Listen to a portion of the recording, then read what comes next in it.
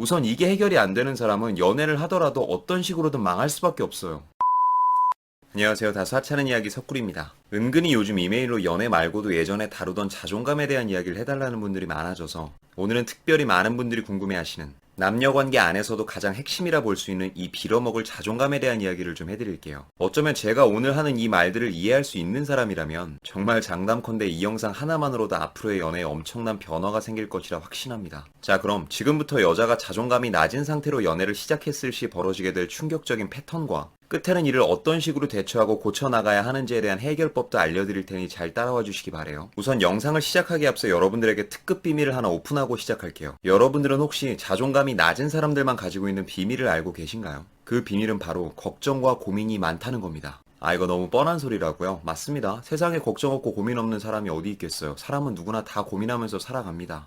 그런데요. 유독 이 자존감이 낮은 사람들이 하는 고민은 자존감이 낮지 않은 평범한 사람들이 하는 고민과는 조금 결이 달라요. 내가 누군가에게 미움받으면 어쩌지라는 고민이 대다수거든요. 딱 이거인 것 같아요. 미움받기 싫어하는 마음, 미움받을까 불안해하는 마음. 사랑을 시작해도 늘 지금의 설렘을 즐기는 것이 아닌 앞으로 이 사람의 이러한 마음이 얼마나 더 유지가 될까를 걱정하다 불안해하기도 하고, 어떤 경우엔 나도 모르게 한 나의 작은 행동 하나가 혹시라도 이 사람을 실망시키는 건 아니겠지 하는 생각에 나답지 못한 관계를 지속하게 될 때도 있습니다. 참고로 여기서 말하는 나답지 못한 연애란 그냥 다 맞춰주는 의뢰 연애를 하고 있다면 그게 나답지 못한 거예요. 그리고 대부분 이런 식의 연애를 지속하고 있는 사람들의 눈에 띄는 특징은 내 생각과 의견, 주관, 데이트 코스 등등 모든 부분을 최대한 상대 위주로 맞추려고 하는 경향이 있어요. 왜일까요? 그래야만 상대를 조금이라도 실망시키지 않게 할 수 있을 것 같거든요. 그래야만 이 사람도 항상 나에게 지금과 같은 마음을 온전히 유지해 줄 것이라 은연중에 믿고 있기 때문입니다. 그런데 과연 그럴까요? 제가 늘 이야기하는 거 있죠. 연애건 친구관계건 모든 인간관계는 저마다의 유동성을 가지고 있습니다. 즉 처음부터 끝까지 완벽하게 모든 태도가 일치하는 인간은 없어요. 가령 이건 남자나 여자나 마찬가지입니다. 만나고 알아온 기간이 길어질수록 서로에 대한 태도도 점차 편안해지게 마련이죠. 추가적으로 이것도 많은 분들이 오해하고 있는 부분이라 말씀드리는 건데, 연애를 좀 오래 해보신 분들이라면 공감하시겠지만 사실 모든 연애의 종착점이 꼭 절절 끓는 열정에만 있는 건 아니거든요. 서로가 서로에게 무장해제되는 편안함에서 오는 안정감 또한 성숙하고 긴 연애를 위해선 반드시 거쳐야 하는 단계이고요. 그러나 현재 이를 받아들이는 사람의 상태가 자존감이 많이 낮아져 있는 상황이라면 말이 좀 달라지죠. 이 편안함은 결코 안정감으로 연결되지 않습니다. 변했다고 생각하죠. 그리고 이러한 생각 뒤에는 항상 불필요한 상상도 따라붙게 됩니다. 이때부터는 정말 서로가 괴로워지기 시작합니다. 앞으로는 그의 작은 행동, 작은 태도 하나하나에도 전부 다 나를 세우고 대뜸 의심부터 드는가 하면 혹시라도 이 사람의 마음이 변해 내가 혼자 남게 되는 것은 아닌가 하는 마음이 끝없이 나를 불안하게 만들기 시작하죠. 심지어 어떤 경우에는 아직 아무 일도 일어난 게 없음에도 본인이 먼저 제풀에 지쳐 이별을 통보해버리는 경우도 적지 않습니다. 그러곤 혼자 다짐해요. 내 다음에는 기필코 이처럼 나를 속썩이지 않는 좋은 사람을 만나 행복해지겠다고. 마치 이번 연애가 망한 이유는 전부 나와 맞지 않는 쓰레기를 만나 망한 것이라 생각하면서 막연히 언젠간 좋은 사람만 만나면 지금까지의 나의 모든 문제가 해결될 거라 생각하면서 말입니다. 그런데 이게 참 그렇지가 않아요. 이 근본적인 연애적 자존감에 대한 문제가 해결되지 않으면 슬프게도 이런 상황은 또다시 반복될 수밖에 없습니다. 그렇다면 과연 이러한 자존감을 회복하기 위해서는 당장에 무엇을 먼저 해야 하는 것일까요? 여러 가지가 있겠지만 오늘은 그 중에 제일 중요한 거 한 가지만 알려드릴게요. 잘 들으셔야 합니다. 연애적 자존감이 떨어져 있다면 우선 다른 고민을 먼저 해결해야 돼요. 이게 무슨 말이냐? 제가 유튜브를 시작한 이래로 정말 수많은 사람들의 고민을 들어주며 확실하게 느낀 게 한 가지 있는데, 보통 연애가 힘들다, 연애가 안 풀린다, 자존감이 떨어진다는 류의 고민을 가지고 계신 분들의 대다수는 매우